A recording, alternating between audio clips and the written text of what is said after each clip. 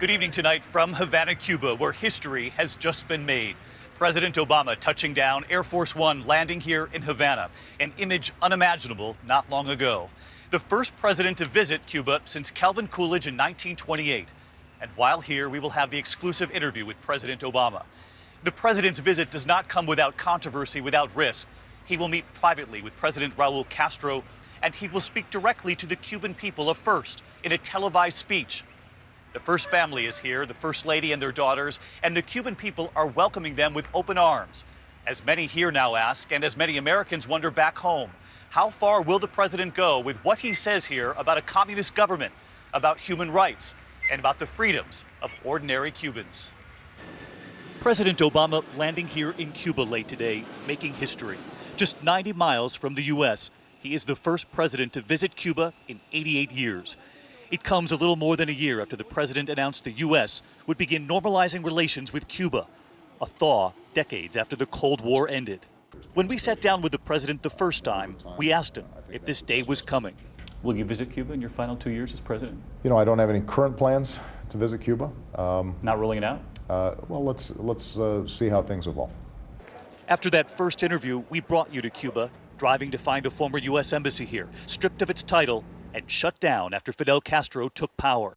At the time, Cubans aware of the growing tensions, lining up before the embassy could close to apply for American visas.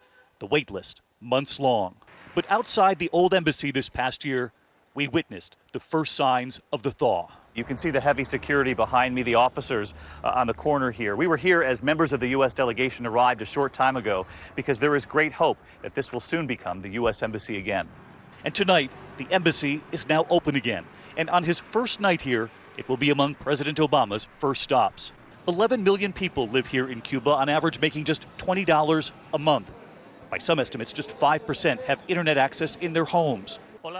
And tonight, the people here are waiting for the American president. Here in the heart of historic old Havana, you talk to the young families here, and you hear the same thing over and over again. It's time. I ask Yvette, she's 24, what she thinks of the president's visit. ¿Qué piensas acerca de la visita del presidente americano? She tells us we don't know exactly what will happen here, but I hope there is something good and families can be reunited. And there was this young father, Andy, and his family.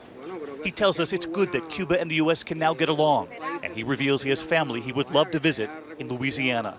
The president will make an historic speech televised to the Cuban people, and inside this merceria, a tiny store, I asked, will they be watching? Por supuesto.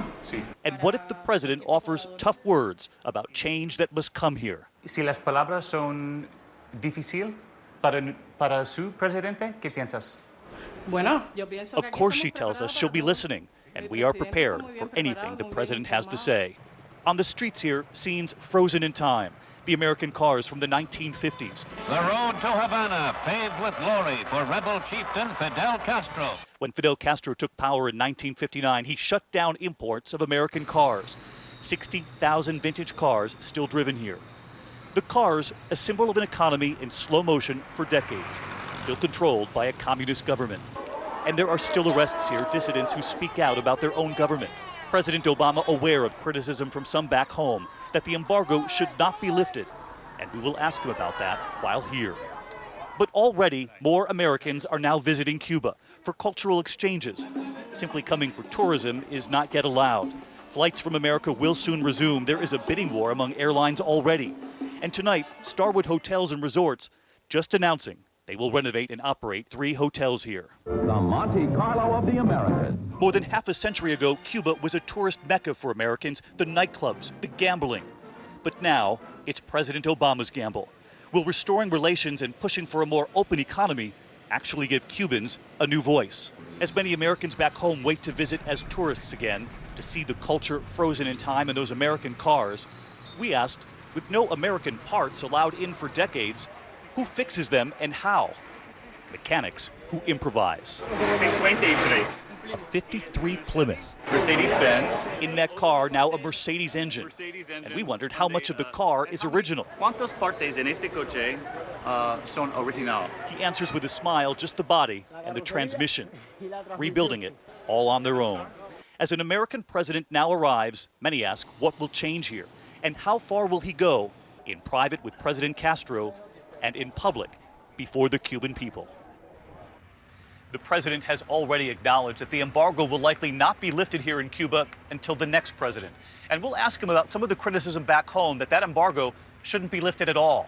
Our exclusive interview with the president tomorrow night, right here on World News Tonight, with our first moments with the president on Good Morning America first thing in the morning, as ABC News coverage of this historic visit gets underway.